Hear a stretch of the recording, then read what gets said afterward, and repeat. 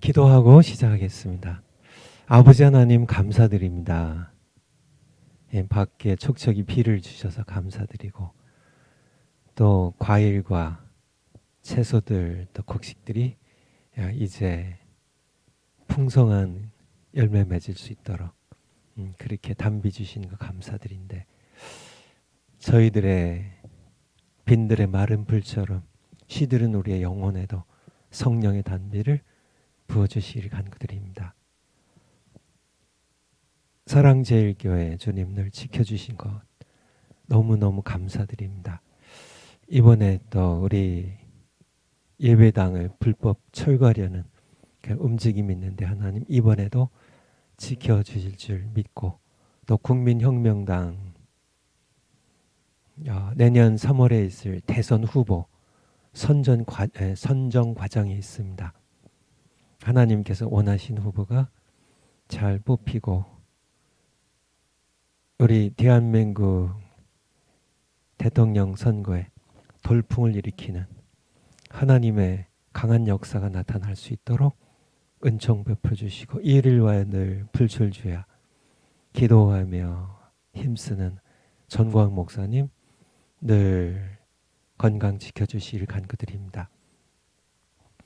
저희들 다시 하나님의 말씀 듣기 위하여 함께 하나님 앞에 서 있습니다. 우리에게 말씀해 주시옵소서. 우리가 귀 기울여 듣고 마음에 새기고 복종하는 저희들 되어서 이 말씀 때문에 우리가 이 세상을 이길 수 있도록 은총을 이 시간에 베풀어 주시옵소서. 감사드립니다. 하나님 찬양드립니다. 예수님의 이름으로 기도하옵나이다. 아멘. 여러분들 오늘 아침에 다시 뵙게 되어서 너무너무 반갑고요. 제가 이렇게 이제 한국에 나와서요. 제가 섬기던 교회를 이제 떠나가지고 참 외로울 줄 알았는데 전혀 그렇지가 않아요.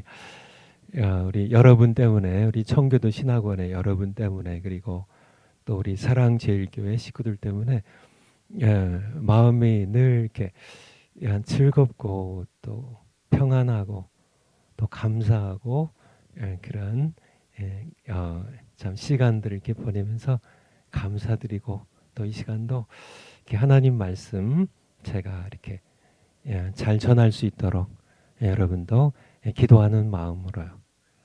이렇게 들어주시면 감사하겠습니다. 제가 어제 제가 30분 일찍 끝났잖아요. 근데 우리 들으시는 여러분들께 댓글 올라온 거를 우리 유금주 교수님이 이렇게 얘기해 주시는데 여러분 그랬다며요. 선 목사님 우리 안 나갔어요. 나 안 나갔어요. 이렇게 또 이렇게 목사님도 실수하시니까 너무 좋아하셨다고. 그쵸? 저도 뭐 실수 많이 해요. 또 여러분들 치마는 크게 뭐 이렇게 하나님 이렇게 제가 이렇게 뭐 사람이니까 그렇죠? 하나님의 형상대로 짐을 받았지만은 사람이니까 그래서 여러분들 이렇게 늘 이렇게 하나님의 자녀로서 또 저에게 이렇게 늘 힘과 용기 주시고 또 실수해도 늘 너그럽게 이렇게 감싸 주셔서 감사드리고요. 이 시간에 우리 강의 계속 이어서 하도록 하겠습니다. 오늘은 저와 여러분이 강의 시간만 3시간을 함께 지내야 돼요. 네, 여러분들 행복하신지요? 저는 너무너무 감사해요. 너무너무 감사해요. 그렇잖아요. 세상에서 제가 뭐가 더 감사하겠어요. 제가 뭐 넓은 집에 사는 게 감사하겠어요. 제가 무슨 뭐 이렇게 집이나 명예가 감사하겠어요. 제가 가장 감사한 게 성경에 기록된 하나님 말씀, 제 목숨이 다하는 시간까지 하나님께서 원배야 이제 너 이제 올라와라 내 곁으로 와라 하실 때 그때까지요. 하나님 말씀 전하다가 주님 곁에 가는 것. 야, 그것이 저에게는 가장 큰 감사고요. 저에게 있는 단 한 가지 소망이고요. 야, 기쁨이고요. 야, 근데 문제는 제가 이 하나님의 말씀을 정말 하나님 말씀 그대로 빼지도 않고 더하지도 않고 기록된 하나님 말씀 그대로 더 무엇보다 성경을 이제 감동받아 기록하게 하신 성령 하나님 그분의 인도하심을 잘 따라갔어요. 그래서 오늘 함께 하나님 말씀 교회에 관한 오늘 교회론 교회에 관한 하나님 말씀 함께 듣는데 저와 여러분이 이 하나님의 말씀 함께 들으면서요. 이 말씀 때문에 우리의 마음 가운데 이 하나님의 말씀이 일으키는 거룩한 불길이 정말 우리가 하나님을 더 뜨겁게 사랑하게 되고 정말 우리가 이 교회를 하나님께서 그 아들의 피로 사신 이 귀한 교회를 우리가 더 뜨겁게 사랑하고요. 그리고 정말 내가 주님 곁에 올라가기 전에 내 집에서 이 교회를 세상의 유일한 희망인 이 교회를 음부의 권세를 이길 수 있는 유일한 세력인 지상 세력인 이 교회를 내 집에서 개척하는 하나님께서 우리가 시작하면 하나님께서 개척하세요. 그분의 교회니까. 그래서 이것을 우리가 꼭 우리가 이 교회론 함께 들으면서 이제 하나님의 인도하심 따라 꼭 개척하는 여러분 되시기를 우리 주님 예수님의 이름으로 축원을 드립니다. 여기 파워포인트 어제 하던 거 이 시대의 교회론과 성경론 정립이 중요한 이유입니다. 그래서 이 시대에는 이제 우리 이 공격의 칼끝이요. 세상과 사탄의 공격의 칼끝이 어디를 향하고 있어요? 이 시대는 성경과 교회에 집중되어 있기 때문에 이제 우리가 이 성경을 성경은 오래전부터 인류 역사 시작할 때부터요. 에덴 동산 그때부터 이미 하나님의 말씀이 공격당하고 있잖아요. 창세기 3장 아시죠? 창세기 3장에 뱀의 정체는 사탄이죠. 요한계시록에 나와 있는 것처럼 옛뱀, 곧 사탄, 마귀. 이 뱀이 뭘 공격해요? 바로 하나님의 말씀을 공격합니다. 하나님께서 말씀하신 이 나무의 열매입니다. 선과 악을 알게 하는 지식을 주는 이 나무의 열매를 먹지 말라고 하신 하나님의 말씀을 공격해요. 먹어도 죽지 않는다. 에덴 동산부터 시작된 하나님의 말씀에 대한 공격이 하나님의 말씀의 권위를 무너뜨려요. 성경의 권위를 무너뜨리는 인류 역사 내내 지속되어 왔지만은 이제 이 마지막 때에 다시 한번 서론, 성경론이죠. 신론, 인간론, 기독론, 구원론 이제 이게 복음이고요. 그다음에 교회론, 종말론인데요. 성경을 집중 공격하고 교회를 집중 공격해요. 그래서 성경이 무너지면은 복음이 무너져요.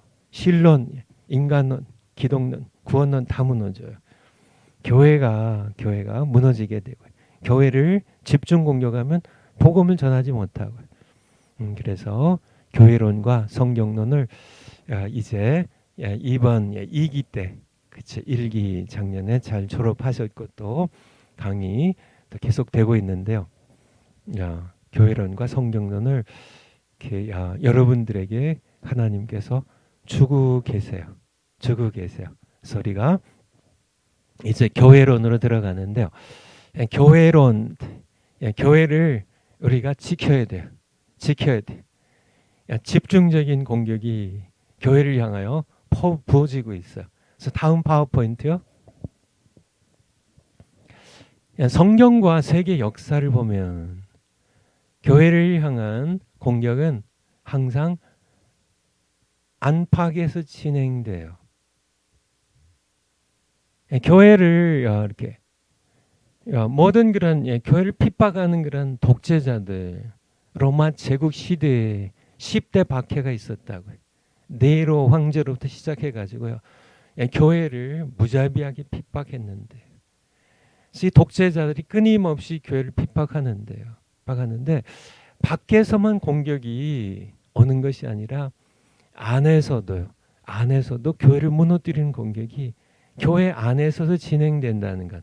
이것이 성경이 우리에게 가르쳐 주신 것이고, 역사를, 세계 역사를 보면 한 나라 역사를 봐도 항상 교회를 향한 공격은 안팎에서, 안과 밖에서, 밖에서만 공격이 있으면은 그래도 훨씬 낫죠.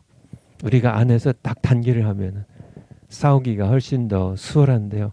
안에서도 밖에서도 공격이 있고 안에서도 교회를 무너뜨리는 공격이 있기 때문에 이 싸움은 훨씬 더 치열하고, 또 우리가 정신을 바짝 차리지 아니한다면 우리 교회를 지켜내기가 어렵다는 그런 영적 전쟁임을 말씀드립니다. 사도행전 20장 한번 찾아봐 주세요.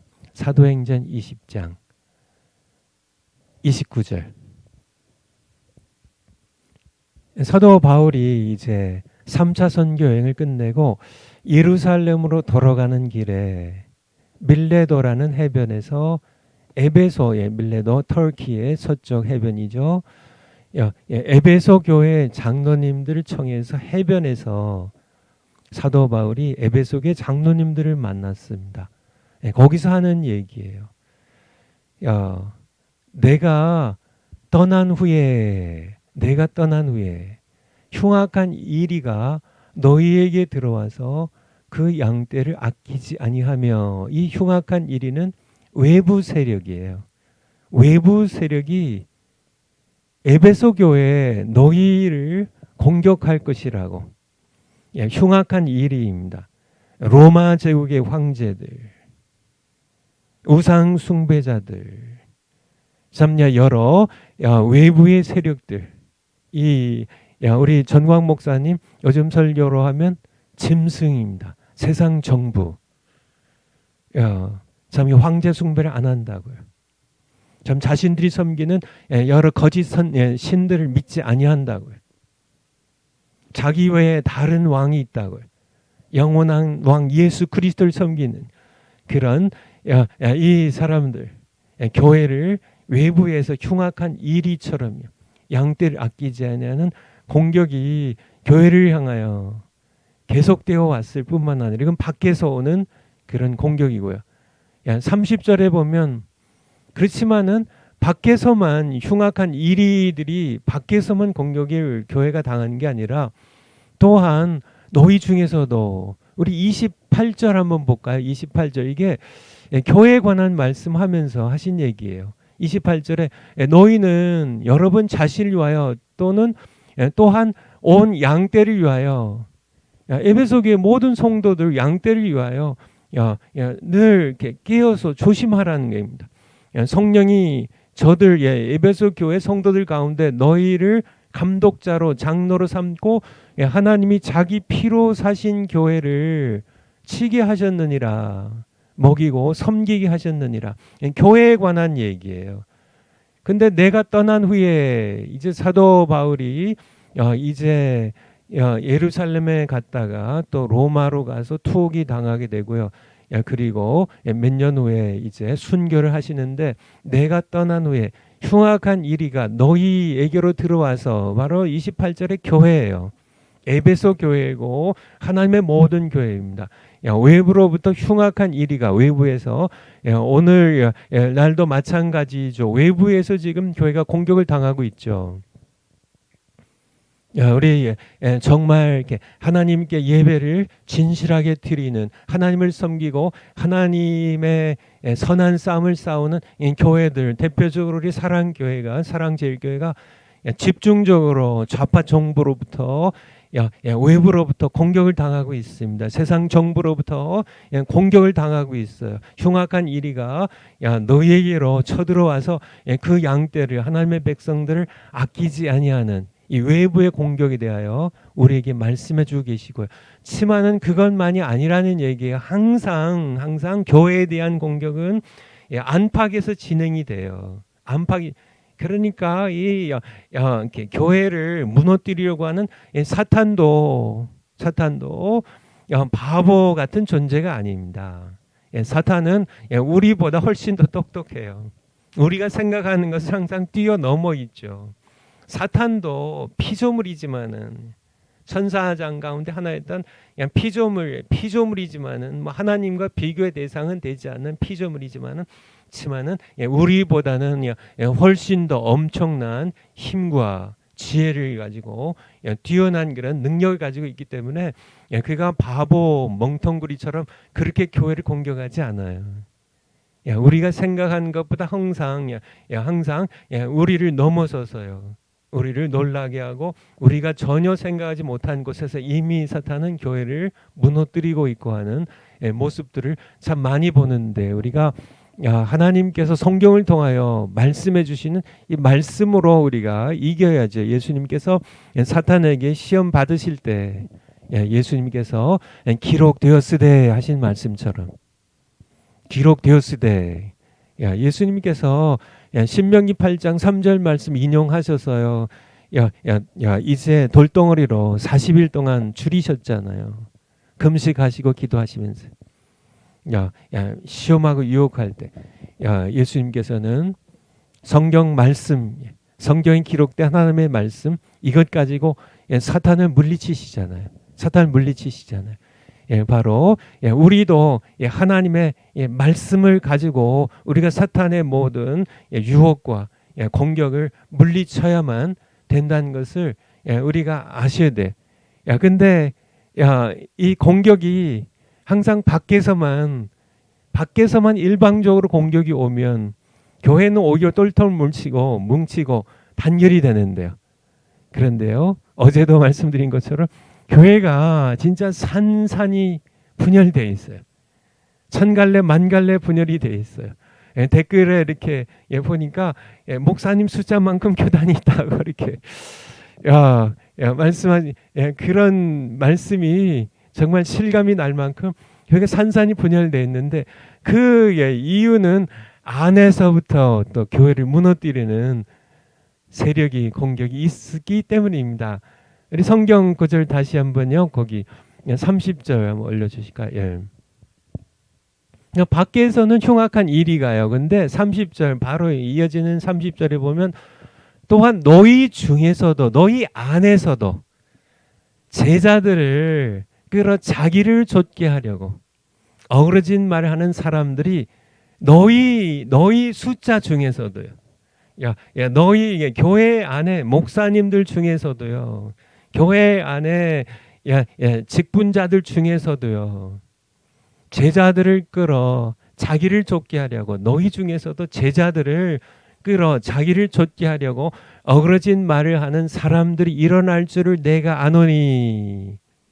이것이 안에서 또 교회를 무너뜨리는 그런 교회를 분열시키고 제자들을 예수님 따라가야 하게 해야 되는데, 모든 하나님의 종들은 바로 자기를 좇게 하려고 하면 안 되죠.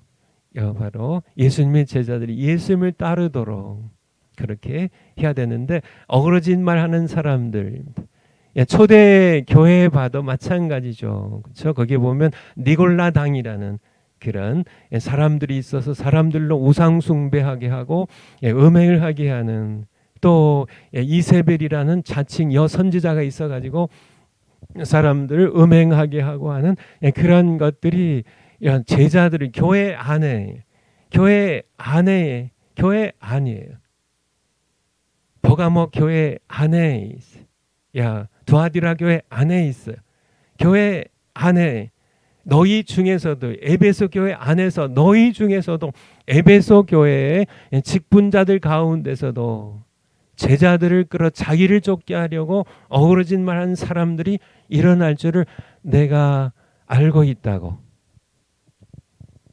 바로 교회를 무너뜨리려고 하는 그런 세력은 밖에서만 공격할 뿐만 아니라 사탄에게 속은, 그래서 교회를 섬긴다고 하면서 오히려 교회를 공격하고 무너뜨리는 그러한 공격이 교회 안에서의 교회 안에 있는 사람들 가운데서도 일어나서 교회를 무너뜨리게 되는, 여러분들이 오늘날 교회 현실을 보면 잘 알 수 있을 것입니다.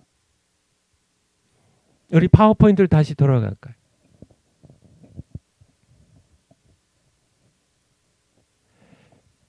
그래서 예를 들면 요즘 교회 생명줄인 예배가 밖으로부터 공격을 받고 있어요. 예를 들어서요. 비대면 예배라는 것이 갑자기 이 비대면 예배라는 것이 2년 전에는 없던 말입니다. 교회 2000년 역사상 비대면 예배라는 것은 없어요. 여러분 아시겠죠? 2년 전까지만 해도 비대면 예배라는 것은 없었어요. 이 말을 누가 지어냈을 것 같아요? 이것은 예배를 전혀 모르는 사람들이 지어낸 겁니다. 그 사람들은 예배가 뭔 줄 몰라요. 교회가 뭔지도 몰라요. 하나님이 살아계신 것도 그들은 모르거나 믿지 않는 사람들이에요. 아니 예배를 아는 사람들이 지어냈어도 문제인데요. 예배를 전혀 예배가 뭔지 그냥 뭐 이렇게 사람들이 모였다 흩어지는 그런 형식적인 그런 정도로 생각하겠죠. 그러니까 뭐 유튜브 보고 그냥 비대면 예배라는 것 이렇게 만들어내 가지고 예배 드리지 말고 교회 모이지 말고 비대면 예배를 집에서 그렇게 하다가 코로나 끝나면 다시 모이면 되지 않냐. 그것은 세상 사람들이 지어낸 속임수에 불과한 것이고요. 사실은 그 배후에 교회를 공격하는 사탄의 속임수가 계략이 아주 치명적인 계략입니다. 비대면 예배라는 것은 없어요. 성경에도 없고요. 인류 역사상 세상의 역사 가운데서 전 세계 역사 가운데도 2년 전에 누가 만들어낸 거예요? 교회의 예배를 무너뜨리려고 하는 세상이 만들어낸 속임수에 불과하다는 것입니다. 제가 전에도 말씀드린 것처럼 작년에도 말씀을 드렸죠. 비대면 예배는 예배를 드리는 것이 아니라 예배를 구경하는 것입니다. 여러분 예를 들어서 비대면 식사가 있나요? 유튜브로 동영상으로 밥 먹는 거 구경하면 배부르세요? 말이 안 되는 얘기입니다. 비대면 식사가 이게 말이 안 되는 얘기처럼 비대면 예배는 더 말이 되지 않습니다. 이거는 그냥 구경이에요. 밥 먹는 거 구경하면 배부르나요?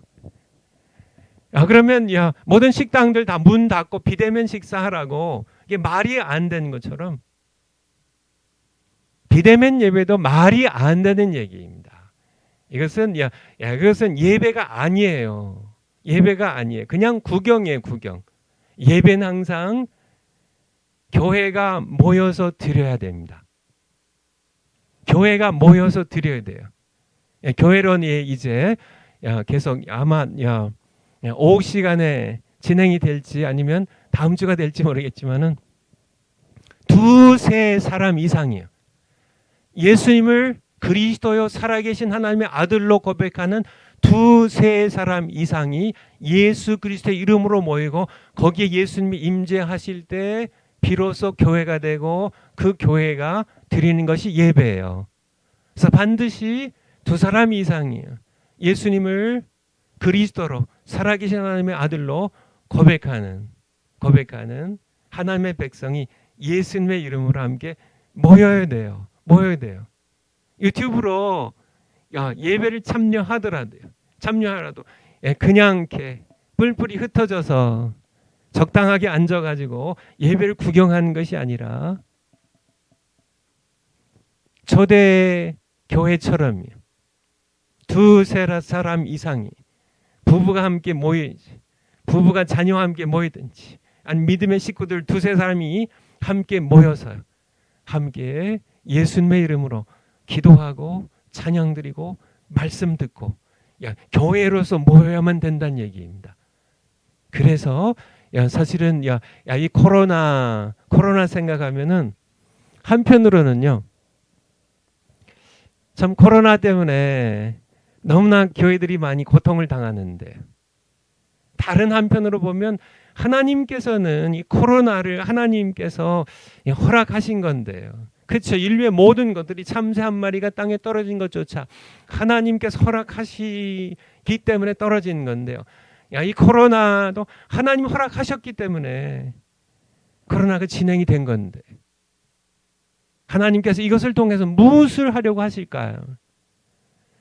중국의 교회를 1949년에 공산혁명을 통하여 중국 교회가 짓밟히게 하셨어요.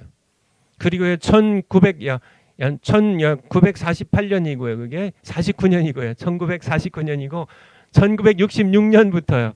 다시 문화 대혁명이라는 그런 더 무자비한 그런 핍박이 중국 교회에 가해졌는데 그래서 모든 지상교회가 다 없어지고만은 모든 건물을 전부 뺏기고만은 목사님들은 감옥 간 목사님들만 살아남고 밖에 있던 모든 목사님들은 다 이제 죽임을 당하는 그런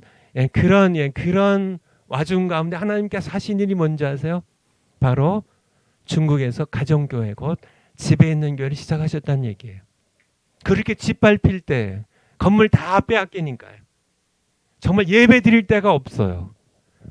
정말 예배 드리고 싶은 정말 하나님의 말씀 듣고 성도가 함께 모여서 예수님의 이름으로 함께 기도하고 찬양하고 정말 말씀 듣기를 원하는데 지상의 교회가 다 없어졌어요. 세상으로 많이 돌아갔죠. 이 책에 의하면 60% 10명 가운데 6, 7명이 세상으로 돌아갔어요. 지만은 서너 명은요. 10명 가운데 서너 명은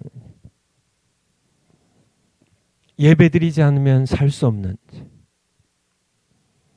기도하고 찬송하고 성도들이 함께 교회로 모여서 예배드리지 않으면 살 수 없는 하나님 없이 예수님 없이 살 수 없는 그러한 사람들이 집에서 모인 겁니다. 집에서요. 지하교회죠. 집에 있는 교회죠. 초대교회로 돌아간 겁니다. 그래서 중국의 이 공산혁명이라는 문화 대혁명이라는 이것을 통하여 참 외부로부터 압박이 들어오고요. 그렇죠. 공격이 들어오고요. 건물들을 뺏기고 수많은 사람들 순교를 당하고요. 투옥이 되고 고통을 당하는 그런 외부의 흉악한 이리의 공격이 있었고요. 안에서는요. 자유주의 목사님입니다. 성경을 하나님의 말씀으로 믿지 않고 인간의 글로 그렇게 자유주의 신학 교육을 받은 그런 목사님들이 세운 것이 바로 삼자교회예요. 공산당 그들에게 협력해서 삼자교회를 세워가지고요. 공산당 정부와 협력하면서 그래서 그런 내부의 안에서의 공격이 있었고요. 그런 와중 가운데 하나님께서 세우신 것이 뭐예요? 바로 중국의 가정교회요. 중국 가정교회 역사 십자가를 짊어지고 왕이 목사님입니다.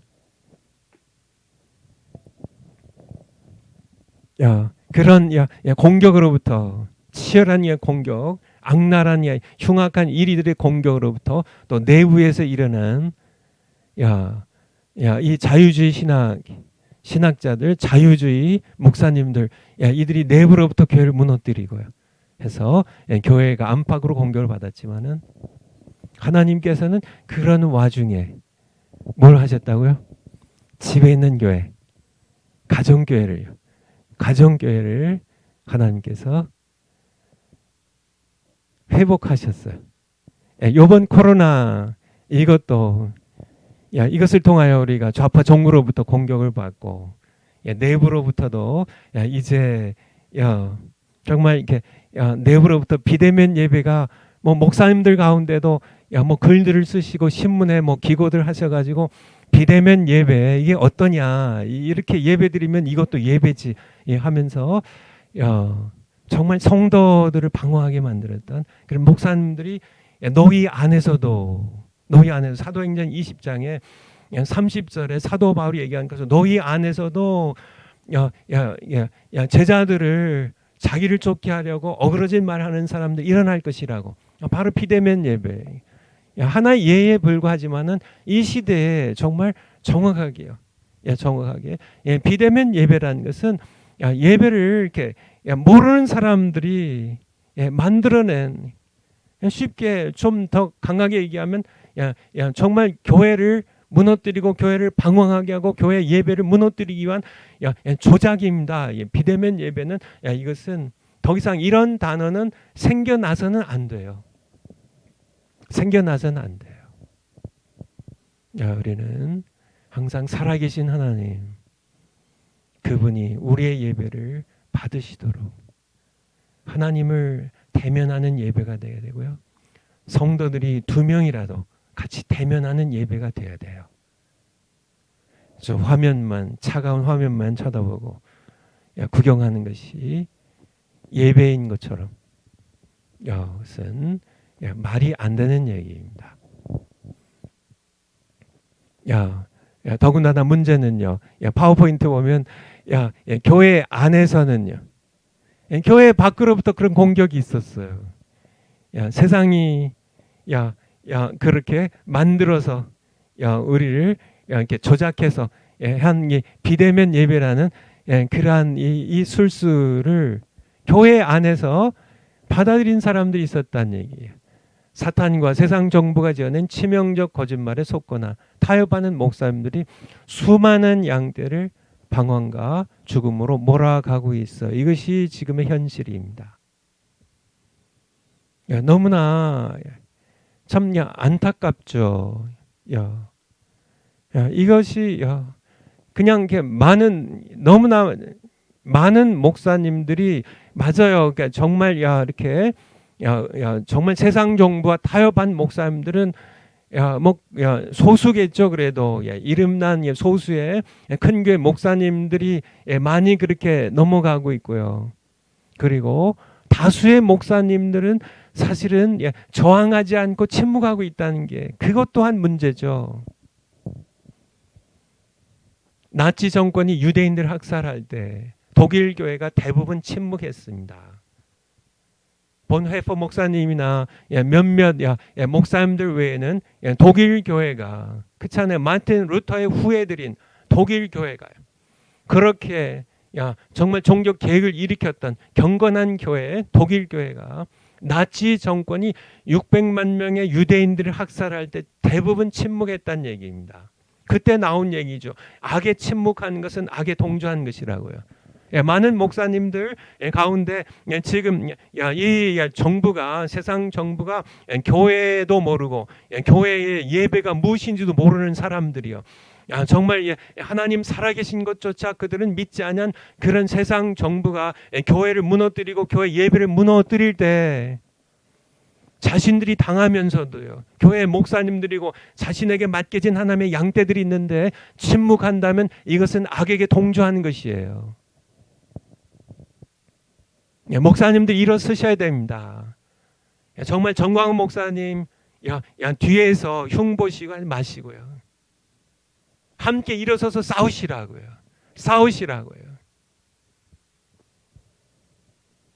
우리가 예배를 살리기 위해서, 교회를 살리기 위해서 여러분들의 맡겨진 양떼를 위하여 싸우셔야 돼요. 우리의 자녀 세대를 위하여 우리는 싸우셔야 돼요. 우리 자녀 세대들.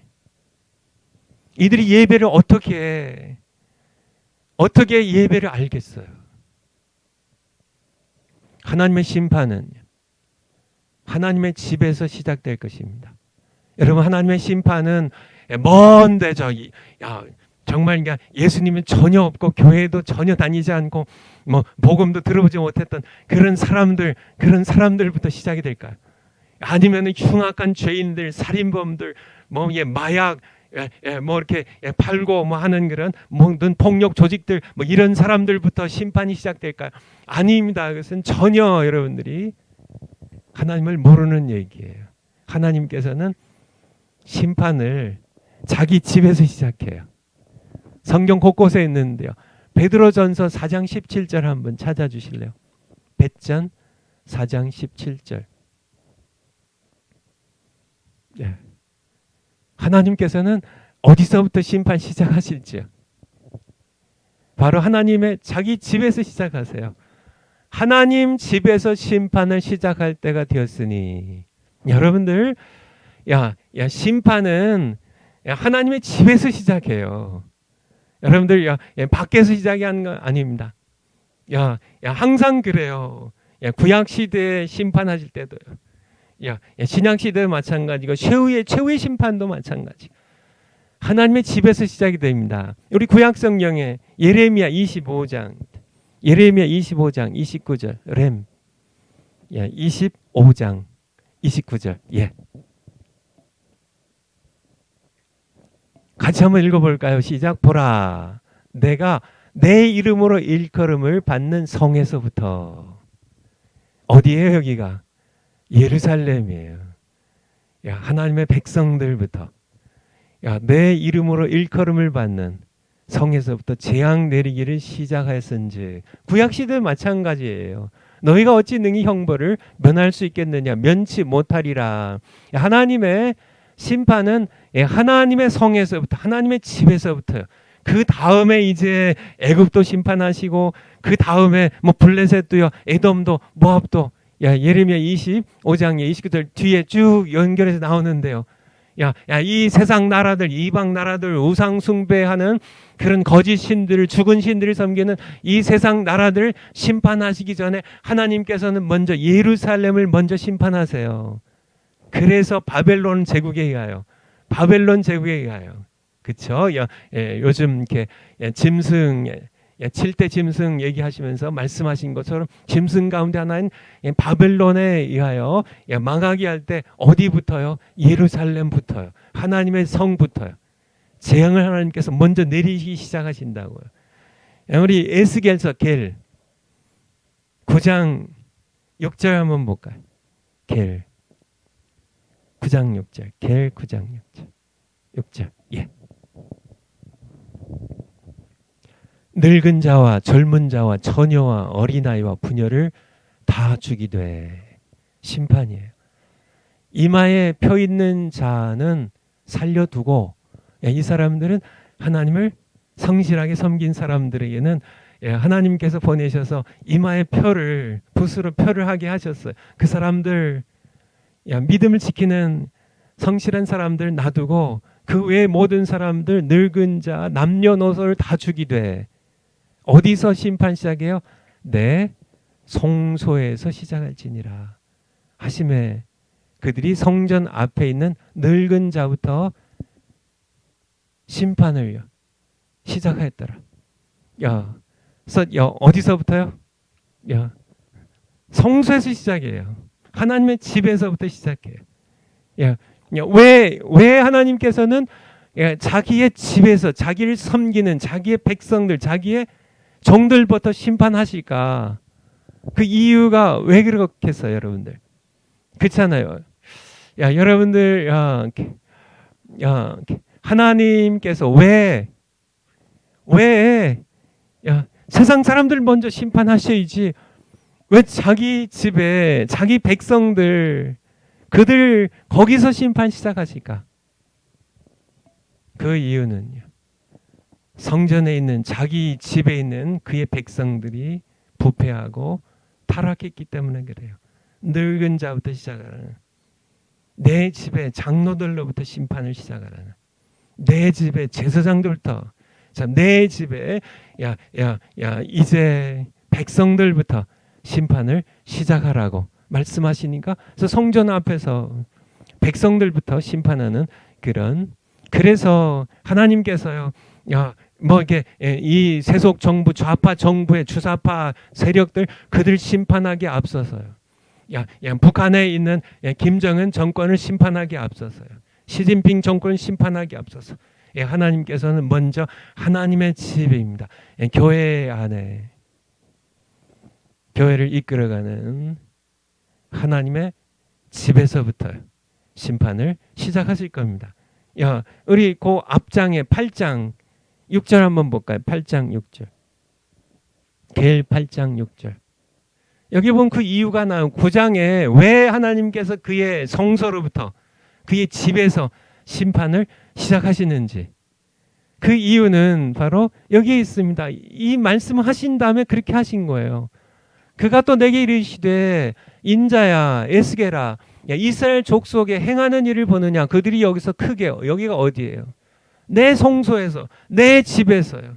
여기서 크게 가증한 일을 행하여 나로 내 성소를 멀리 떠나게 하느니라. 하나님께서 영광의 하나님께서 이 성소를 떠나세요. 그리고 성전이 무너집니다. 지난 학기 에스겔서 공부할 때 함께 기억나세요? 하나님의 영광이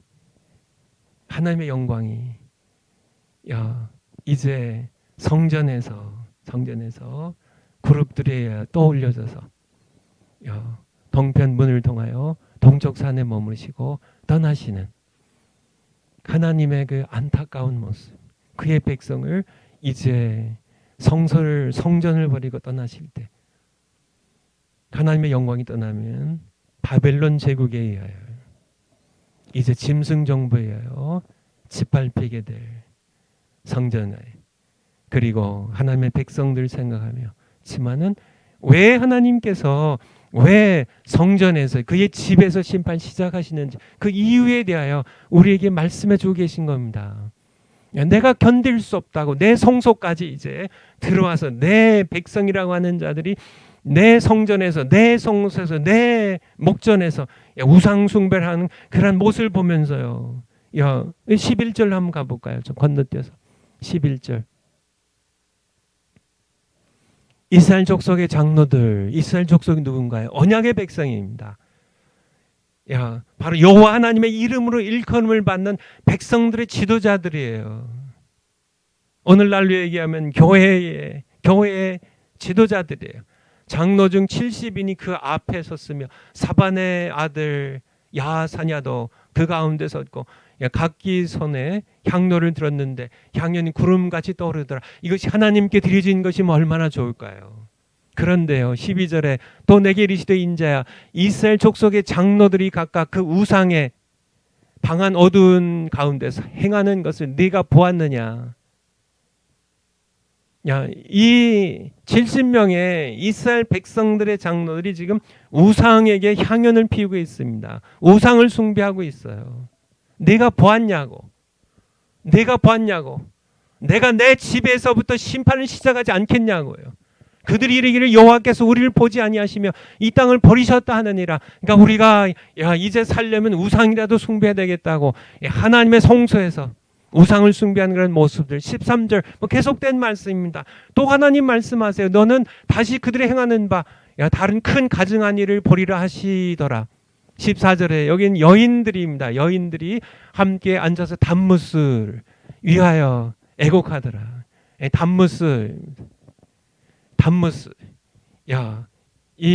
죽었다가 다시 살아나는 그런 이방의 거짓 신이죠. 거짓 신이죠. 겨울이 있다가 봄이 오면은 이런 모든 그런 새 생명이 다시 이제 싹이 나고 꽃이 피고 하는 것이 단무스 때문이라고. 이게 말이 되나요? 단무스를 여인들이 앉아 단무스를 위하여 애곡하더라.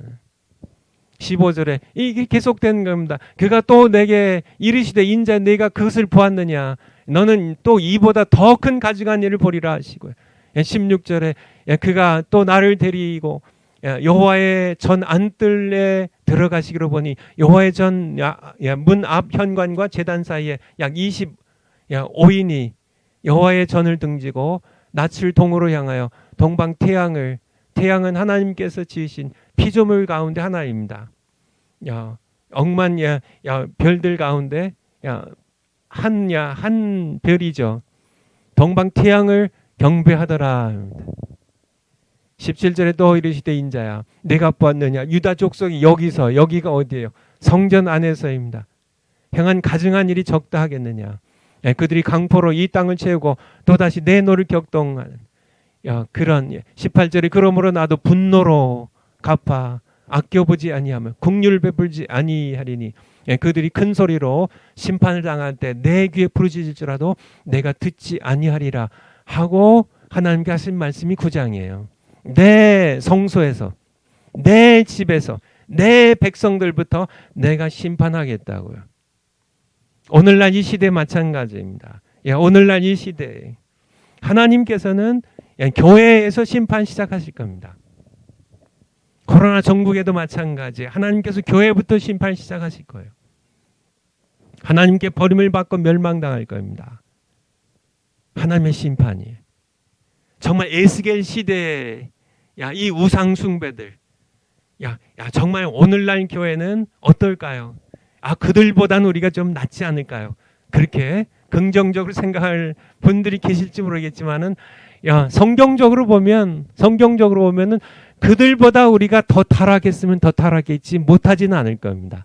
왜냐하면 시대는 점점 더 마지막 때가 될수록 점점 더 악해지고요. 예수님께서 마태복음 24장에 예언하셨던 것처럼 불법이 성하고 사랑이 식어지고요. 수많은 거짓 선자들이 일어나고 교회 안에서 일어나는 겁니다. 교회 밖에선 흉악한 이리들이 교회를 공격하고요. 그래서 교회가 부패할 대로 부패하고 분열될 대로 분열되고 성직자들이 하나님의 부르심받은 종들이 타락할 만큼 타락하고요. 지위와 명예를 사랑하고 돈을 사랑하고 쾌락을 사랑하고 정말 그런 이 세상 과 함께 버타면서 하나님을 등지고 사실은 하나님을 예배한다고 하지만은 실상은 사람을 예배하거나 세상의 재물을 예배하거나 세상 신들을 섬기는 그러한 모습들이 가증한 모습들이 하나님의 눈에 정난하게 드러나는 에스겔에게 내가 보았느냐고요.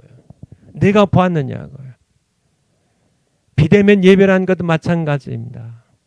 그렇게 해서 정말 하나님의 백성들 방황하게 하고 예배를 떠나게 하고 하나님을 떠나게 하고 부패하게 하는 그런 모든 밖에서 교회를 무너뜨리는 세상 정부도 심판하시겠지만은 하나님께서는 그보다 먼저 교회 안에서 일어나는 그래서 양떼들을 정말 잘 하나님의 양식을요, 생명의 양식을 먹이고요, 때를 따라 양식을 나눠줄 충성된 그리스도의 종들이보다는 자기의 배를 불리면서 자기 명예를 위하여 자기 성공력을 위하여 백성들 양떼를 이용하고 속이는 그런 세상 정부에 아부하고요, 그들의 비유 맞추고 그래서 그들이 잠시 부와 영화를 누릴 수 있을지 모르겠지만은 하나님께서 심판하실 겁니다. 하나님께서요. 정말 우리가 어제가 가톨릭 교회에 대해서 얘기를 좀 했는데 에스겔 시대보다 더 타락했습니다. 가톨릭 교회예요. 하나님 대신 교황을 섬겨요. 잖아요. 교황을 섬겨요. 성인들을 섬겨요. 온갖 성인들. 사도들도 그들은 결코 경배 대상이 아니에요. 사도들은 전부 예수 그리스도의 종들입니다. 종들이에요. 그들은 경배 대상이 아닙니다. 성인을 숭배하고요. 마리아를 무슨 여신처럼 숭배를 합니다. 마리아 찬가를 만들어내고요. 아베 마리아입니다. 마리아를 찬양합니다. 이게 완전히 전부 마리아 우상 숭배 찬송곡들이에요. 마리아 무흠설 마리아 승천설 온갖 것들을 성경에 없는 이야기들을 전부 가톨릭 교회가 지어내어 가지고 숭배하는 여신처럼 숭배하는 그런 여신처럼 그렇게 동상들 우상들 만들어 놓고 섬긴 모습들 성물 숭배입니다. 성물 숭배가 한번 찾아보시면은 여러분들이 경악할 겁니다. 이 천주 교회의 이 성당들 가운데 이렇게 이렇게 좀 이름 낮고 이렇게 영역이 있다고 이렇게 역임을 받는 그러한 모든 성당들, 예배당들의 핵심에는 성물이 있습니다. 무슨 이렇게 뭐 베드로 사도의 이빨 뭐 검증 된 것도 아닐 텐데요. 뭐 이렇게 무슨 뭐 무슨 사도 도마의 뭐 무슨 뭐 머리카락 뭐 뼈조각 뭐 이런 것들을 전부 성물로요. 성물 거룩한 그런 물건으로 성물로 해서 그것들을 보물처럼 간직하고 있어요. 그걸 얼마나 많이 가지고 있냐가 그 성당의 영향력을 가름합니다. 완전히 이건 사기입니다. 그것이 공경은 하게요. 우리 성당에는 뭐 어떤 사도의 어떤 그런 속사도의 무슨 몇 뼈를 가지고 있고 뭐 이빨이 2개가 있고 뭐 이런 것들, 그것이 정말 그 사도의 안드레 사도의 이빨이라 할지라도요, 그것이 무슨 의미가 있어요? 완전히 부패할 대로 부패한, 썩을 대로 썩은. 성경을 떠나서 그렇게 자기들도 안 읽고요, 백성들도 못 읽게 했던, 성경 읽는 백성들을 학살하고 죽였던, 성경을 번역해서 체코말로 설교를 했다고 해서 불태워 죽이고 하는 그런 만행을 저질렀던 교회가 얼마나 부패했을지, 정말 얼마나 부패했을지. 정말 면죄부를 파는데요. 얀후스가 일어난 것도 면죄부 판 것 때문에요. 자기가 살아온 이 체코 지역에, 보헤미아 지역에 대세일을 합니다. 대세일을 해요. 그래서 면죄부를 세일을 해요. 그래서 이렇게 헌금을 하면, 이렇게 헌금을 하면은 이제 전부 죄를 사해 준다고요. 누구 이름으로요? 그런 사기극입니다. 부패할 대로 부패한. 그렇지만은 가톨릭 교회만 부패했나요? 아니에요. 개혁된 교회가 500년 됐는데 마찬가지입니다. 같은 길을 걸어가요. 인간은요, 끊임없이 하나님의 말씀에 비추어서 끊임없이 자신을 살피고 회개하고 개혁하지 아니하면 우리는 모두 부패하게 돼 있어요. 그것이 인간의, 아담의 타락 이후 인간의 속성입니다. 어쩔 수가 없어요. 하나님의 말씀에 비추어서요. 하나님의 말씀에 비추어서 우리는 반드시 하나님의 말씀에 비추어서 나 자신을 살피고 하나님의 말씀에 따라서 회개하고 하나님의 말씀으로 내 신앙과 삶을 개혁하지 않는 한 우리는 부패하게 돼 있어요. 오늘날 개혁된 교회도 천주교회 우리가 손가락질하고 욕할 그런 자격이 되지 못해요. 그럴 처지가 아닙니다. 우리 자신을 먼저 살펴봐야 돼요. 우리가 얼마나 건물을 숭상하고요, 뭐 사람을 숭배하고 정말 하나님을 예배하는 그러한 예배인지, 정말 사람들이 모였다 흩어지는 사회 단체 모임인지 알 수 없을 만큼 그렇게 설교들이 다 변질되어 버리는 부패한 교단들이요. 장로교단만 뭐 200 몇십 개요. 정말 그런 오늘날의 모습을 봅니다. 하나님께서는 그의 심판을 그의 집에서 먼저 시작할 거예요. 교회에서 먼저 시작할 거예요. 파워포인트 다음 거예요. 누가 교회를 살릴 것인가? 이 시대라 이걸 예로 듭니다. 예를 들어서 코로나가 끝나면 비대면 예배라는 거짓 예배 결과로 많은 교인들이, 유튜브로 예배를 구경하던 많은 교인들이 떨어져 나갈 겁니다. 이 현상은 젊은 세대에 더 심하게 나타날 거예요. 정말 가슴 아픈 얘기입니다. 여러분들, 그렇게 정말 이 한 교인을 예수님 믿고 구원받게 하기 위하여 하나님께서는 자기 아들을 십자가에 못 박아 죽였는데, 이 교인들이 이제 비대면 예배라는 것에 속아가지고요, 아, 뭐 이게 예배, 뭐 이렇게 예배 드려도 되네요. 그냥 뭐 자다가 그냥 일어나가지고 그냥 엉거주춤 앉아가지고 이거 구경하면 예배인가요? 야, 아 그래도 되는군요. 이게 예배군요. 아, 뭐 유명한 목사님이 그러는데 이렇게 예배 드려도 된대요. 그쵸? 그냥 편하게 자기가 믿고 싶은 거 믿는 신자들이 얼마나 많아요. 그래서 그렇게 예배 드리다가 이제 이것이 벌써 1년을 넘어가 가지고 지금 이제 2년이 되어 가는데요.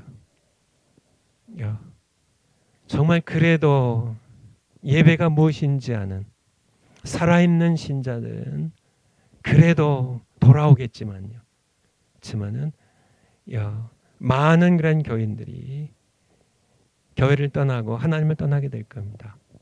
이 현상은 젊은 세대도 심하게 나타날 거예요. 당연한 겁니다. 그렇지 않아도 젊은이들이 교회를 떠나가고 있는데요. 이제 세상은 젊은이들 욕하고 있어요. 세상에서 얼마나 젊은이들이 하고 싶은 게 많아요. 그쵸? 세상의 모든 쾌락들, 오늘날 무슨 뭐 오징어 게임이요, 무슨 뭐 영화들, 뭐 연속극들, 뭐 이렇게 컴퓨터 게임들, 뭐 온갖 세상이 주는 달콤한 그런 음행들, 뭐 해서 여러 가지 세상이 주는 그런 쾌락들, 성적인 쾌락들, 또 물질적인 쾌락들, 온갖 이러한 것들, 정말 모든 그런 자극적이고 만초신경을 자극한 그런 모든 세상의 쾌락들, 그런 것들이 얼마나 우리 젊은이들 욕하고 있는데, 그들을 살리는 것은 예배거든요. 예배 시간은 하늘과 땅이 맞닿는 시간이에요. 하늘에 계신 하나님께서 땅에 있는 우리를 찾아오셔서 우리를 만나는 시간입니다. 요한복음 4장에 말씀하신 것처럼 이 산에서도 말고 예루살렘에서도 말고요. 이제 하나님께서 새로운 예배 시대를 열었는데 영과 진리로 신령과 진정으로 예배드리는 그런 모든 사람들을 하나님은 찾아오신다고 예수님 말씀하셨는데, 우리가 꼭 성지순례로 예루살렘 가야만 예배가 되는 것이 아닙니다. 그리심산에 모여 어떤 특정 장소에 모여만 되는 것이 아니라 어디에서든지 어느 집에서든지 아무리 초라한 초가집이라도 거기서 영과 진리로요, 신령과 진정으로요, 바로 성령의 인도하심 따라 예수 그리스도의 이름으로 예수 그리스도의 말씀이 선포된 곳마다 하나님께서는 그 예배를 받으시기 위해 찾아오신 그러한 시대를 하나님께서 열으셨는데, 예배가 살아야 해요. 신령과 진정으로 영과 진리로 예배드리는 예배가 살아야 젊은이들 예배 참석시켜서 하나님 만나게 하고 하나님을 예배하는 그 예배 기쁨을 맛보게 하고, 이것이 바로 우리가 이 땅에 하나님의 형상대로 창조된 그런 목적이군요. 우리는 예배를 위하여 하나님을 찬송하기 위하여 우리가 지어졌군요 하는 그것을 어디에서 깨닫겠어요? 학교 강의실에서 지식으로 깨닫게 하겠어요? 신학교에서 그것을 가르치기는 하나요? 예배 현장에서 그들이 살아계신 하나님의 임재를 느끼며요. 성령님이 역사하시고 예수 그리스도를 증거하는 하나님의 말씀이 선포될 때 하나님께서 그 가운데 임재하셔서 그분의 능력을요, 그분의 영광을요, 그분의 실존을 보여주시고 만나주시고 하는 예배 가운데 젊은이들이 변화되고요. 그렇군요. 인생은 바로 이렇게 살라고 하나님께서 이 땅에 보내신 거군요. 깨닫는데 예배가 무너지면 교회가 무너집니다. 왜요? 다 떠나니까요. 예배가 무너지면 교회가 무너져요. 교회가 무너지면 나라가 무너집니다. 나라에 대한민국에 소망이 없어요. 예배에서 시작이 돼야 돼요. 예배가 살면요, 예배가 살아있는 예배입니다. 정말 하나님께서 받으시는 예배, 그 예배를 받으시기에 찾아오신 그러한 예배입니다. 정말 예수 그리스도를 증거하는 말씀이 그대로 선포되고 성령께서 역사하시는 그러한 예배, 그 예배에 참여한 모든 사람들에게 초대교회 성령 임하셨던 것처럼요, 사마리아 교회 성령 임하셨던 것처럼, 고넬료 집에 성령 임하셨던 것처럼, 그렇게 성령이 임하시면 그곳에서 하나님을 만나요.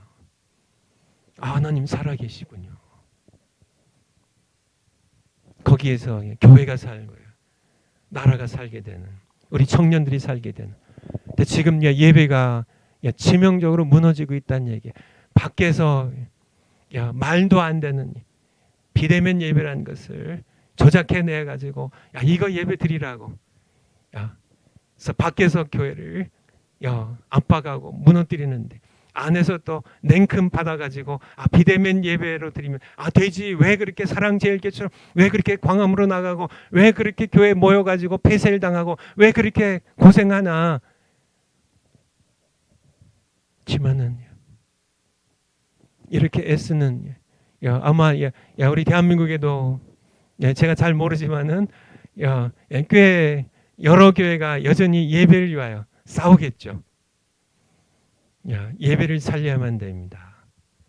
정말 이 예배, 이제 비대면 예배라는 이게 인류 역사상 전혀 없었던 이 예배가 아닌 이 예배, 이 가짜 예배 속아가지고 수많은 교인들이 떠나갈 텐데, 특별히 젊은이들이, 어린아이들이 떠나갈 텐데 누가 책임질 건가요? 거기 누가 책임질 건가? 마태복음 18장 6절 한번 찾아봐 주세요. 마태복음 18장 6절에 여러분 연자 맷돌이 뭔지 아세요? 연자 맷돌 한번 올려주세요. 연자 맷돌이 누구든지 나를 믿는 이 소자 중 하나를 실족해 하면, 실족한다는 게 뭐예요? 예수를 믿는 이 소자 가운데 지극히 작은 자 하나. 정말 교회에서 이름 없이 그저 이렇게 조용히 하던 어떤 그런 교인 한 명이라도요, 또 어린 아이 한 명이라도요, 나를 믿는 이 소자 가운데 하나를 실족하게 하면 차라리 연자 맷돌을 그 목에 들이우고 달리우고 깊은 바다에 빠뜨리우는 것이 나으니라. 누구 말씀이에요? 예수님의 말씀이에요. 예수님의 말씀. 이 연자 맷돌은 시골에서 이게 뭐 엄마들이 뭐 할머니들이 이렇게 갈던 이 맷돌 같은 건데요. 맷돌보다 훨씬 큰 게 연자 맷돌이에요. 맷돌은 뭐 이만하다고 치면요, 연자 맷돌은요, 연자 맷돌은 이렇게 소나 말이 이렇게 돌리는 거대한 맷돌을 목에 메고 바다에 그냥 던져서 죽임 당하는 게 차라리 낫다고요. 예수님께서 하신 말씀입니다. 정말 우리 특별히 목사님들 잘 들으세요. 제가 여러분들에게 제가 드리는 말씀이 아니고 예수님이 하신 말씀이에요. 여러분들을 저도 사랑하는 마음으로 드리는 말씀입니다. 누구든지 나를 믿는 이 소자 중에 하나를 비대면 예배라는 것을 실족하게 한다면, 나를 떠나게 한다면 차라리 연자 맷돌을 목에 달고 빠져 죽으라는 말씀입니다. 가혹한 말씀인가요? 아니에요. 차라리 그게 낫다는 얘기예요. 7절에 보면 실족해 하는 일들이 있음을 인하여 세상에 화가 있도다. 실족해 하는 일이 없을 수는 없지만은, 왜냐하면 우리 다 연약하니까요. 실족해 하는 그 사람에게는 화가 있도다 말씀하고 계세요. 작은 자 하나라도, 작은 어린 양 한 마리라도 여러분들이 예수님 믿는 소자 한 명을 실족하게 한다면 차라리 연자 맷돌, 이 거대한 돌을 목에 메고요. 그렇죠? 우리가 요만한 돌만 목에 메도 우리가 헤엄쳐서 나올 수가 없습니다. 그냥 폭 빠져서 그냥 죽어버리고 말죠. 비참하게. 근데 이 연자 맷돌을 목에 메면은 그냥 바닷속으로 그냥 수직으로 직행을 하겠죠. 참혹하게 그렇게 죽는 게 차라리 낫다고요. 실족해 하는 그 사람은 화가 있도다고 말씀하고 계세요. 정말 하나님의 양입니다. 여러분의 양이 아니에요. 요한복음 21장에 보면 베드로에게 내 어린 양을 먹이라고, 내 양을 치라고, 내 양을 먹이라고. 거기서 계속 my sheep입니다. my sheep, my lamb이요. 내 양이에요. 내 양. 예수님의 양이에요. 하나님의 양이에요. 여러분의 양이 아닙니다. 적은 자 하나라도 실족하게 한다면 여러분들이 비대면 예배, 그것을 뭐 적극 찬성하지 않는다 할지라도 여러분들이 침묵하고 그냥 세상이 끌어가는 대로 그저 이렇게 속 끌려가듯이 끌려가서 여러분들이 여러분의 맡겨진 양떼를 실족하게 한다면, 교회를 떠나게 하고 정말 하나님 떠나게 한다면 여러분은 연자 맷돌 그 거대한 돌덩이를 목에 메고 바다에 빠져 죽는 것이 차라리 낫다고. 누가 말씀하세요? 예수님이 말씀하고 계세요. 파워포인트 다시 올려주실까요?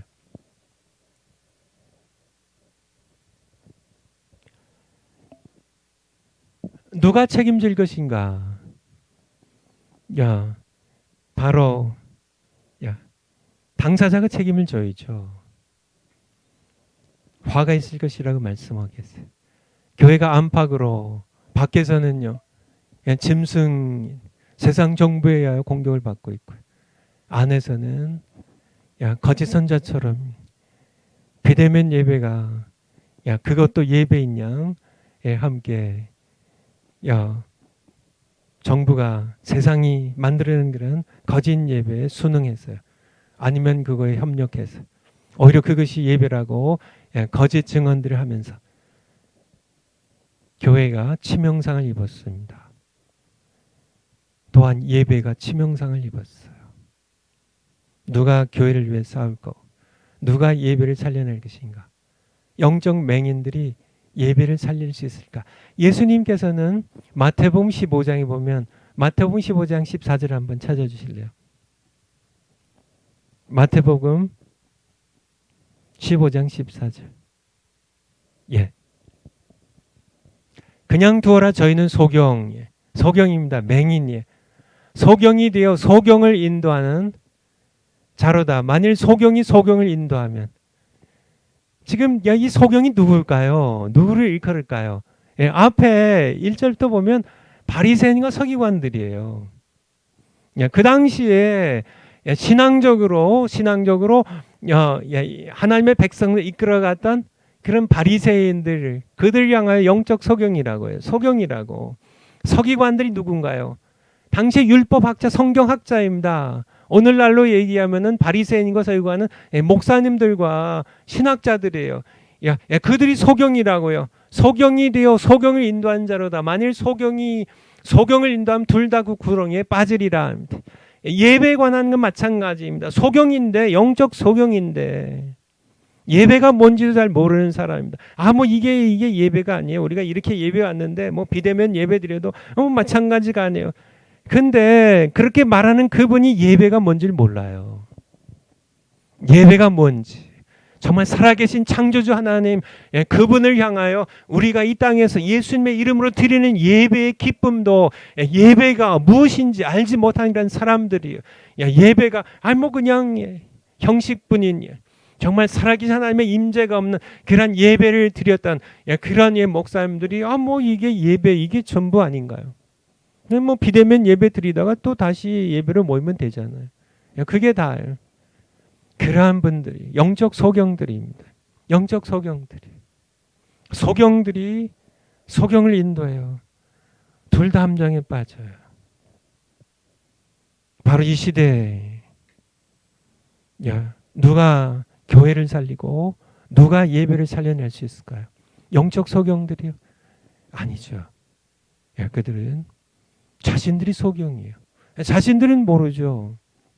정말 세상이 지금 예배를 죽이고 있는데, 코로나를 핑계대 가지고 예배를 죽이고 있는데, 지금 예배가 치명상을 입고 예배가 지금 무너져 가고 있는데, 대한민국 교회 예배가 무너져 가고 있습니다. 정말 하나님의 마음이 얼마나 안타깝게 타들어가고 있을까요? 그렇게 참 자신의 아들의 피로 산 교회들이 무너지고 있고, 교회 예배들이 무너지고 있고, 그런 상황 가운데 정말 하나님의 종이라고 그렇게 일컬음을 받는 그런 사람들이 소경들이에요. 예배가 무너지고 있는데도 태평합니다. 태평해요. 무너지는 잘 몰라요. 예배도 잘 몰라요.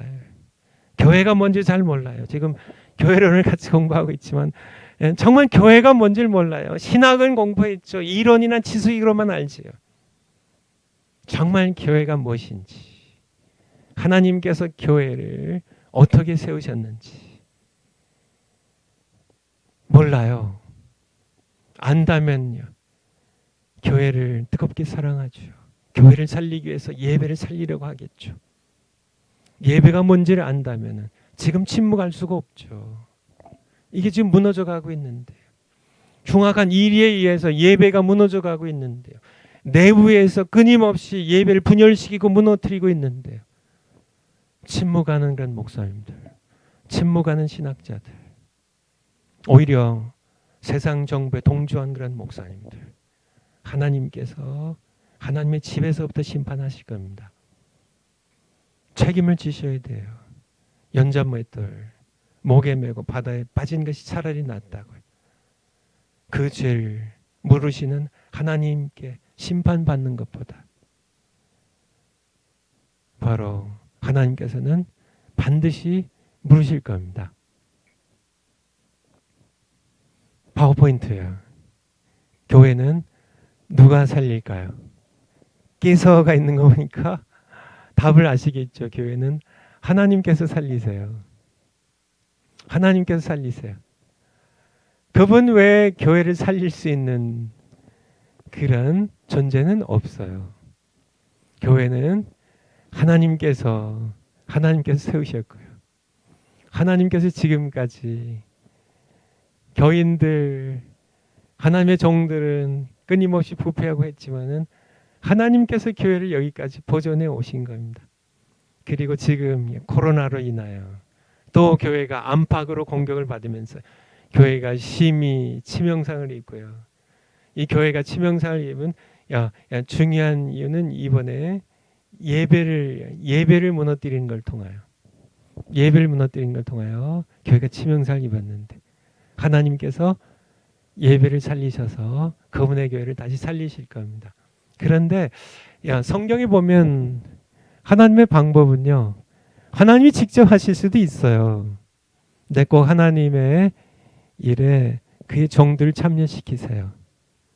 여러 가지 목적이 있으신데 하나님께 살리시는데 하나님 외에는 교회 예배도 살릴 수 없고 무너진 교회를 회복시킬 수도 없는데 늘 하나님이 하시는데요. 하나님께서는 성경에 보면 항상 그래요. 성경 어디 보나 다 마찬가지입니다.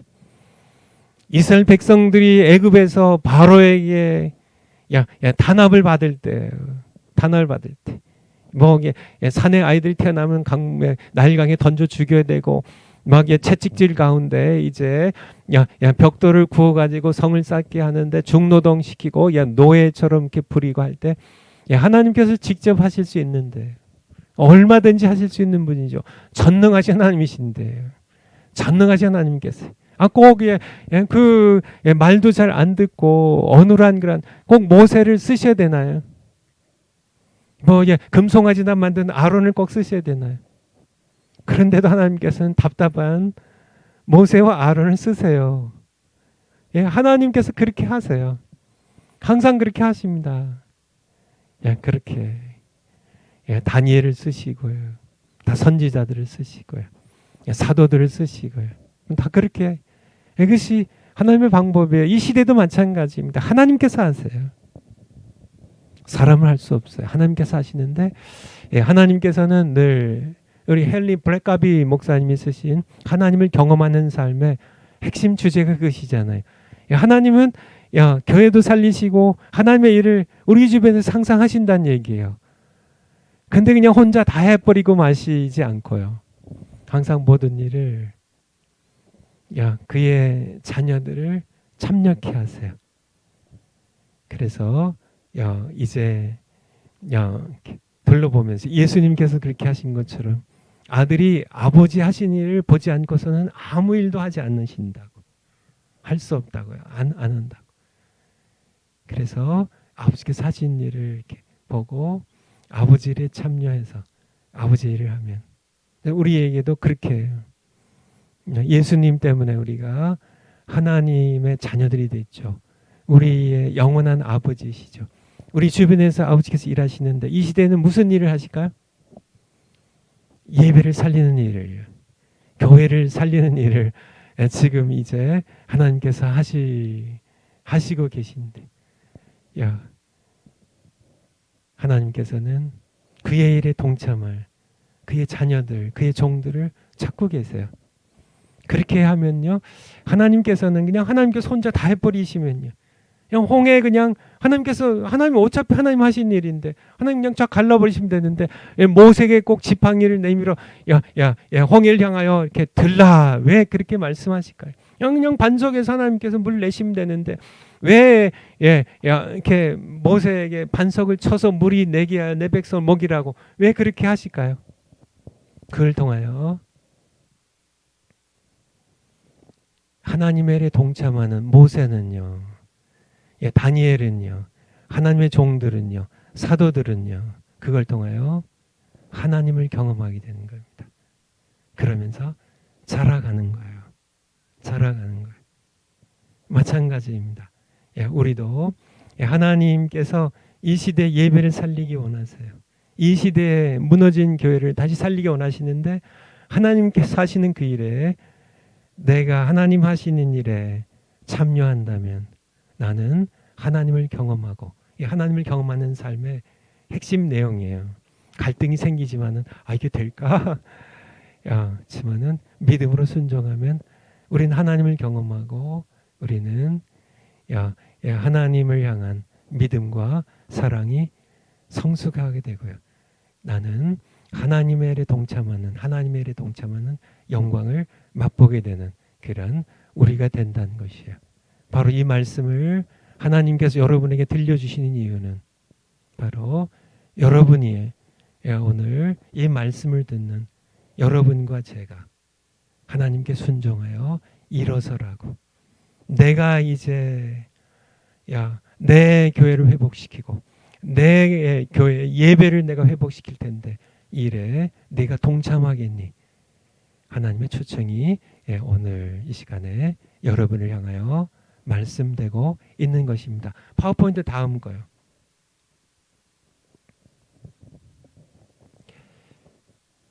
교회론을 강의하면서요, 에클레시올로지라고 하는데요, 에클레시아의 로고스를 이렇게 붙인 거로 이해하시면 돼요. 교회를 가르치는 말씀, 그렇게 강의하며 제가 이렇게 성경과 기도를 준비했습니다. 이제 이렇게 정광훈 목사님 통해서 이제 12만 교회, 우리 청교도 신학원 통하여 12만 교회 교회를 개척한다고, 모든 그런 청교도 신학원에 속한 모든 그런 학생들이 집에서 교회를 개척하는 가정교회를 세우시겠다고 그렇게 선포하셨을 때, 제가 이제 2021년 가을 학기는 요번 학기는 교회를 이제 이렇게 선포하겠다는 그것을 하나님의 뜻으로 제가 들었습니다. 그래서 교회론을 제가 준비하기 시작했어요. 제가 본격적으로는 이제 지난 학기가 끝났을 때요. 6월 말에 끝났죠. 7월부터 교회론은 강의를 제가 이제 준비하기 시작했습니다. 그러면서요, 제가 어느 정도 강의 준비를 했어요. 그러다가 제가 문득 하나님께서 깨닫게 하신 거죠. 내가 강의를 준비하는 방법이 이전에 제가 총신에서요, 미국에 유학 가서 칼빈에서요, 웨스트민스터에서 공부하던 신학 방법으로 제가 교회론을 준비하고 있더라고요. 제가 즉시 멈췄습니다. 그렇게 해서요, 여러 교회론을 가르쳤던 여러 훌륭한 신학자들 교회론을 제가 이렇게 얼마든지 많이 제가 공부하기도 했고, 또 준비를 해서 모아서 잘 정리하고, 또 제가 배웠던 모든 교회론에 관한 모든 신학들을 정리해 가지고 여러분들에게 강의하려고 그렇게 꽤 준비를 했습니다. 한 보름 정도 준비를 했나요? 그러다가 딱 멈췄습니다.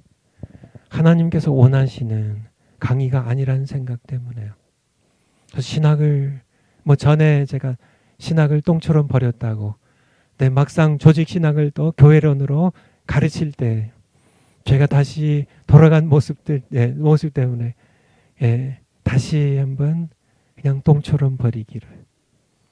그리고 제 안에 그동안 형성되었던 교회론에 관한, 교회에 관한 제 주관도 버리고, 제게 형성된 고정관념도 버리고, 기존의 세상 방법으로 강의하지 않으려고 그때부터 제가 밤낮으로 제가 신구약 성경을 해서 이번 강의를 하면서요, 제가 창세기 1장부터 요한계시록 22장까지 다시 한번 정독을 했어요. 그냥 이번에는 교회론과 성경론을 이제 하나님께서 교회에 대하여, 성경에 대하여 어떤 말씀을 창세기부터 요한계시록까지 교회에 대하여 무슨 말씀하시고 성경에 대하여 무슨 말씀하시는지 그거만 놓고 밤낮 기도하면서 성경을 처음부터 끝까지 자세히 정독해서 읽었습니다. 그리고 이제 이게 요 강의가 이제 끝나면 이제 아마 다음 주가 될려나요? 아니면 오늘 오후 시간이 될려나요? 이제 그 결과물을 여러분들에게 말씀드리는데, 그냥 성경에서 하기를, 성경에서 하나님께서 교회에 대하여 어떻게 말씀하셨는지, 교회론에 대하여 유명한 신학자들 얘기도 많아요. 저도 많이 배웠어요. 한국에서 총신에서 배웠어요. 미국에서요. 또 보수 신학교로 그래도 가장 이름 나 있는 칼빈 신학교와 CRC 교단 신학교죠. 웨스트민스터입니다. PCA와 OPCA 교단에 이제 목사님들 양육하는 웨스트민스터, 필라델피아에 있는 웨스트민스터에서 공부했습니다. 하지만은 여전히 거기에 훌륭한 신학자분들, 그분들의 가르침이 아니라, 아무리 그분들이 훌륭한 신학자라 할지라도 성경을 우리에게 주신 하나님과는 비교의 대상이 되지 않기 때문에, 그래서 그냥 성경으로, 성경에서 하나님 말씀하신 것, 이 성경 그대로. 그래서 이제 요게 이제 끝나면 요 파워포인트와 아마 그 다음 장 하나가 더 남아 있죠. 그게 끝나면 이제 교회론으로 진짜 이제 들어갈 텐데요. 여러분들 그렇게 전하는 것이,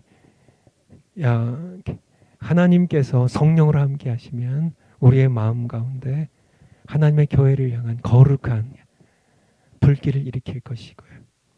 여러분 청교도 신학원의 여러분들 때문에 이제 한국 교회가 살고 한국 교회 예배가 사는 그런 역사가 일어나기를 이렇게 바라는 마음으로 이렇게 준비한 겁니다.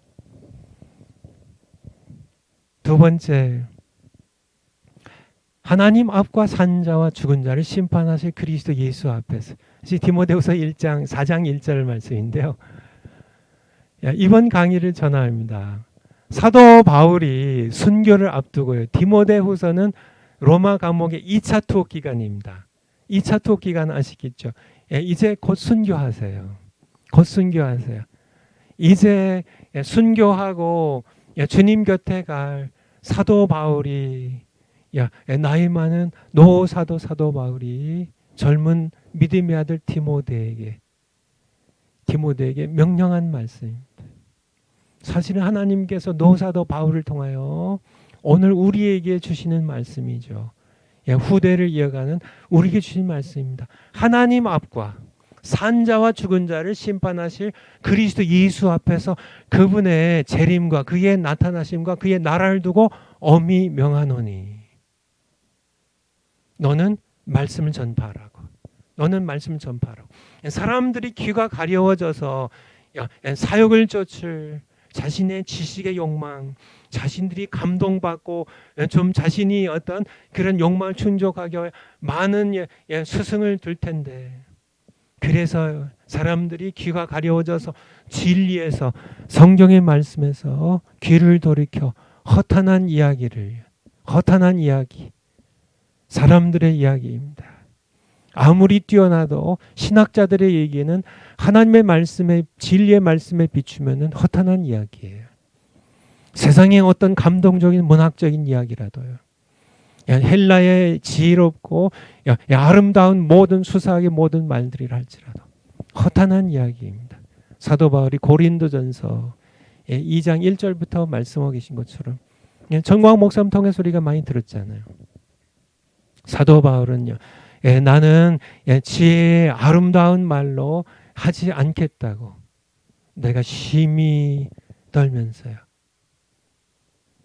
성령의 나타나심과 능력으로 내가 하나님의 말씀만, 예수 그리스도 십자가에, 그의 십자가 못 박힌 것만, 내가 복음만 전하겠다고 그렇게 선포하는 사도 바울처럼 저도 이제 하나님 앞에서요, 제가 지금 하나님 앞에서 하나님 말씀 전합니다. 하나님께서 이렇게 제가 강의하는 모습 보면서 어떻게 생각하실지 저는 그것을 생각하면서 전해요. 그분의 말씀인데, 아니 원배 제가 왜 엉뚱한 얘기하고 있어? 그렇게 하시면 안 되죠. 하나님 말씀 전한다 하면서 하나님 앞과 산자와 죽은 자를 심판하실 그리스도 예수 앞에서요. 사도 바울이 디모데에게, 믿음의 아들 디모데에게 사실 하나님께서 너 사도를 통하여 여러분에게, 우리에게 주신 말씀이에요. 네가 하나님 말씀 전하기 원하냐고. 내 앞에서, 그리고 내 아들, 산자와 죽은 자를 심판하실 내 아들 앞에서 그의 재림과 그의 나라를 두고 내가 엄히 명하노니 너는 말씀을 전파하라고요. 너는 말씀을 전파하라고. 때를 얻든지 못 얻든지 말씀을 전파하라고. 세상과 타협하지 말라고요. 사람들은 귀가 가려워져서 허탄한 이야기를 진리에서 내 말을 듣지 아니하고, 예레미야 시대의 백성들이 예레미야를 통하여 주시는 진리의 말씀, 하나님의 말씀을 듣기 싫어했던 것처럼요, 시드기야 왕이 하나님의 말씀을 기록한 그러한 것들을 찢어서 불에 던졌던 것처럼 듣기 싫어하겠지만은, 이 시대도 그렇게 하겠지만은, 너의 시대도 그렇게 하겠지만은, 진리에서 귀를 돌이켜 허탄한 이야기를 좇을 것이지만은, 자기의 사역을 좇을 많은 그런 스승을 두고 사람들이 그런 대로 달려가겠지만은, 너는 그래도 내 말만 전하라고. 성경 외에 무엇을 더 원하지 하면 저 자신이 하나님의 심판을 받을 줄 알고 두렵고 떨리는 마음으로 하나님의 말씀을 전해요. 요한계시록 22장 한번 찾아주세요. 요한계시록 22장 성경 맨 끝에 끝부분이에요. 18절. 내가, 여기서 나는 누구예요? 예수님이에요. 예수님. 예수님이 이 책의 예언을 듣는 각인에게 증거하노니 만일 누구든지 이것들 외에 더하면 하나님이 이 책에 기록된 재앙들을 그에게 더하실 것이요. 만일 누구든지 이 책의 예언의 말씀에서 제하여 버리면 하나님이 이 책에 기록된 생명나무와 및 거룩한 성의 참여함을 제하여 버리시리라. 20절에 이것들을 증거하신 이가 가라사대 내가 진실로 속히 오리라 하시거늘. 아멘 주여. 이게 사도 요한이죠. 또한 우리의 고백이죠. 주 예수여 오시옵소서. 21절에 이게 성경 66권의 맨 끝이에요. 주 예수의 은혜가 여러분 모두에게 있기를 원합니다. 아멘. 그런데요, 20절에 이게 21절이 마지막 축복이라면 20절이 마지막 약속이에요. 내가 진실로 속히 오리라. 그런데요, 18절 19절이 마지막 경고예요. 여러분 아시나요? 마지막 경고. 성경을 이제 닫아요. 성경 66권을 이제 끝내세요. 마지막 경고입니다. 마지막 경고. 이 성경책에 기록된 말씀 듣는 모든 사람에게 각각 증거하노니, 만일 누구든지 이것들 외에, 여기 기록된 하나님의 말씀 외에 더하면 요한계시록에 그리고 성경에 기록된 재앙들 그에게 더하실 것이요, 누구든지 빼어버리면은 생명나무와 거룩한 성에, 이 책에 기록된 생명나무와 및 거룩한 성에 참여하면서 제하여 버리시리라. 제가 강의를 준비하면서요, 저는 하나님께, 제가 만약에 하나님의 말씀에 더하거나 빼면 제가 하나님의 심판을 받을 각오로 제가 하나님 말씀을 전하는, 그렇게 여러분들도 이런 각오로 하나님의 말씀을 듣고 또 전해 주셨으면 좋겠어요. 기도하겠습니다. 하나님, 저희들 엄중한 경고의 말씀을 함께 들었지만은, 그럼에도 불구하고 하나님께서는 우리를 사랑하셔서 우리가 방황하지 않도록, 우리가 죄에 참여하지 않도록 우리에게 주신 말씀 우리가 잘 마음에 새기고, 우리가 생명의 양식인 하나님의 말씀 우리가 잘 먹고 말씀 그대로 또 죽어가는 방황하는 영혼들에게 전하는 우리가 되겠습니다. 우리의 아버지가 되어주신 하나님의 은혜에 감사드리며 예수님 이름으로 기도하옵나이다. 아멘. 1시간 뒤에 여러분 뵙겠습니다. 감사합니다.